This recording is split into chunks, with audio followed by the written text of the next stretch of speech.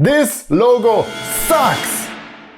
Rebranding Twitter to X removed the last bit of joy from this platform by butchering its visual identity.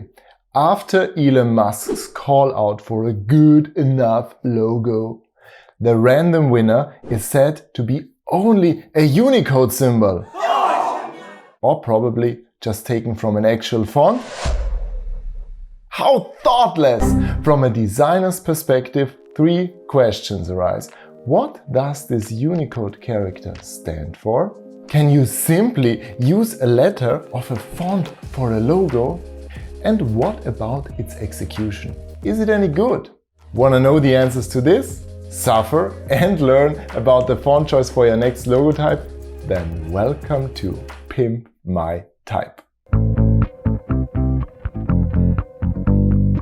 Hello and welcome! I'm Oliver, UI designer and your guide to the world of typography. The beloved bird has been axed and replaced by something that is claimed to be a thoughtless copy of a plain text symbol. And let's start right there. To say that X is using a Unicode character as a logo is a bit misguiding, because Unicode is not a font. The Unicode standard defines characters, assigning a unique number to each one. This makes sure a capital X is the same character in different fonts across languages and scripts. But you need a font to access or see a Unicode character. And depending on the font's design, the appearance of the character can vary. Just like the capital X in Go to Helvetica looks different than in Zapfino.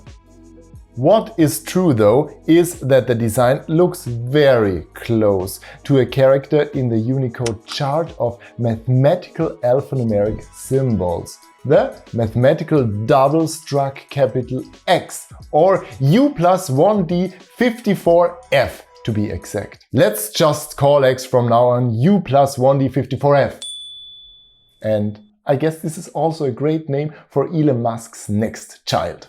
Anyway, now if you copy this character to mention it in an X, damn it, I won't say that, in a tweet! How is it exactly displayed? Depends on the font. But most fonts don't come with that character. And if a certain character is not contained in a specific font, in many cases, it will fall back to the default fonts of the operating systems. On macOS or iOS, the X logo character is shown in the system font sticks to math. On other platforms, it can be a different one, or not be shown at all. But what does this character actually stand for as a mathematical symbol? More familiar to you might be the double-struck P used for primes, or the double-struck N used for natural numbers. It kind of shivers down my spine, this reminiscence of math class. Anyway, the double-struck X, however, does not stand for anything specific as far as I could find out, which kind of fits the whole endeavor. When it comes to the design now, since the exact font will be different depending on the circumstances, you cannot say that it is a blunt copy. It definitely is rather unoriginal to base a logo, a letter mark even, in all of its specifics on some random character from a chart. More on that later. But what if the logo simply was a character from this exact font, as Fontendo claimed?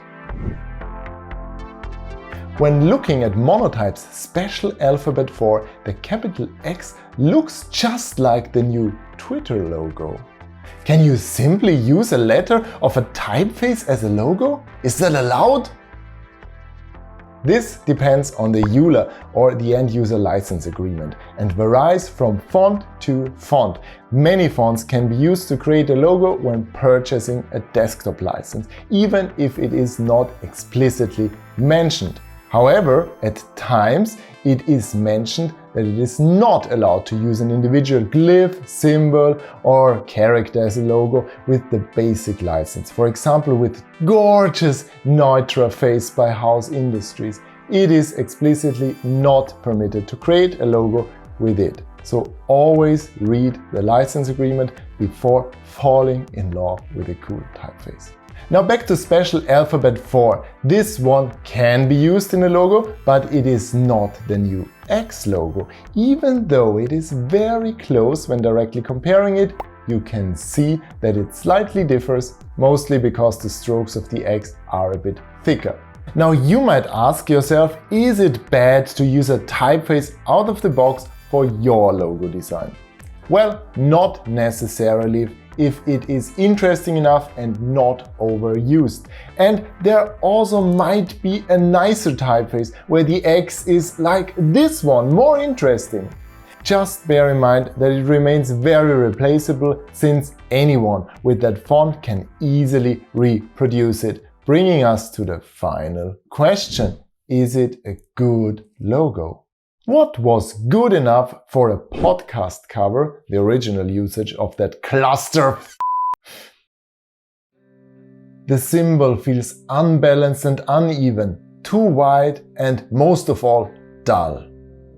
A good logo should be simple enough to be memorable, but also interesting enough to be unique. And this logo is way too generic to meet the second criteria. Imagine Twitter would have simply used the initial written out in a doubled vertical stroke.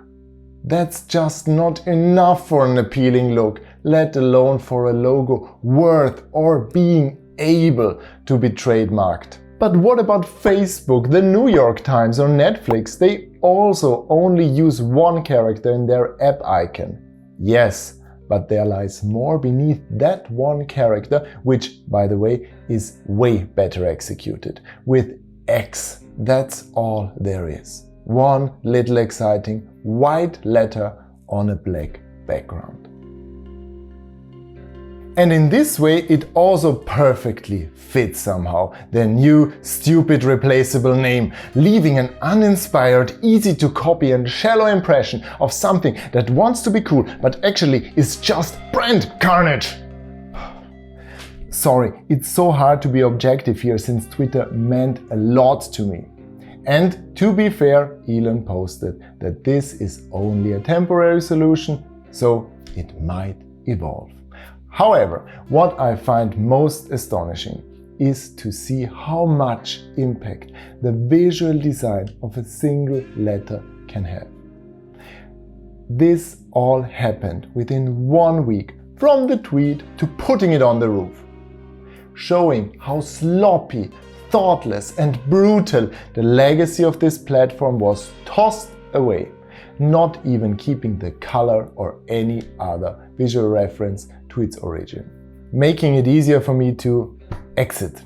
I don't feel at home anymore. Twitter was my favorite social network for 15 years and I made a lot of great connections there, but at least the logo now shows to the outside how it has become on the inside since Musk took over, and this somehow is also good, I think.